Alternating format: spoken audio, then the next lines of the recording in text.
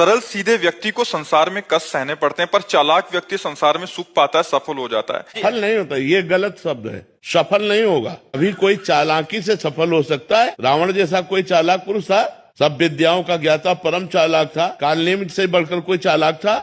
पूरी संजीवनी बूटी जैसी ही द्रोणागिरी में हर औषधि को कर दिया और साधु बनकर बैठ गए। हनुमान जी ने मार डाला, राम जी ने रावण को मार डाला, रहा न को कुल रोवन हारा। चालाक पुरुष सफल कैसे हो सकता? नहीं, सीधा सरल पुरुष कष्ट पा सकता है, पर सफल सीधा और सरल सच्चाई पर चलने वाला हो। जैसे धर्मराज युधिष्ठिर बिल्कुल सीधे थे, यहाँ तक इतने सीधे थे कि युद्ध क्षेत्र में कल कौन सी रणनीति है वो जाके दुर्योधन सीधे पूछ लेता था। भ्राताश्री कल कौन सा चक्रव्यूह रचना है वो बता देते थे। इसीलिए भगवान दो बैठक करते थे, एक युधिष्ठिर के साथ और एक युधिष्ठिर से अलग। युधिष्ठिर के साथ जो बैठक की वो चक्रव्यूह रचना ही नहीं होगी, क्योंकि वो दुर्योधन को पता हो। इतने सरल थे कि वो आके पूछ लेते, वो पूरी बात बता देते थे। तो आप देखो विनाश किसका हुआ? चतुर चालाक, जिसके साथ शकुनी, दुशासन, कर्ण, दुर्योधन के साथ इतने चालाक, चालाकी की हद थे ये लोग। तो क्या ये लोग सफल हुए?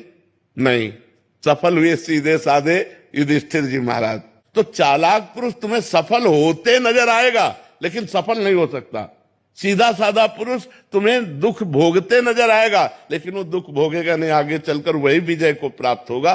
थोड़ी यात्रा ऐसी है जिसमें संशय हो सकता है देखकर कि बेईमान, दुष्ट, चालाक, कपटी पुरुष उन्नति को प्राप्त हो रहा है और धर्मात्मा, ईमानदार दुख को प्राप्त हो रहा है। लेकिन परिणाम में जो सही चल रहा है उसका सही परिणाम होगा, और जो गलत चल रहा है उसका गलत परिणाम होगा पक्का।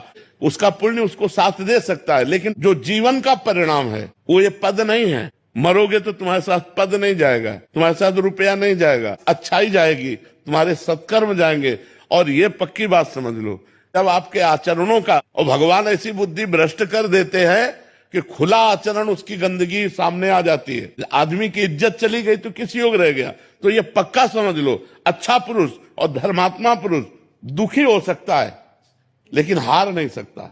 विजय को वही प्राप्त होगा, ये निश्चित बात है। सामने से तो बहुत सुंदर दिखाई दे रहे और पीछे जो पाप कर रहे तो मालिक देख रहा है, उसका हिसाब मालिक करेगा। मालिक की दुकान में है सबका जीवन खाता, पाई भर का भी चूक नहीं होती हमारे मालिक से।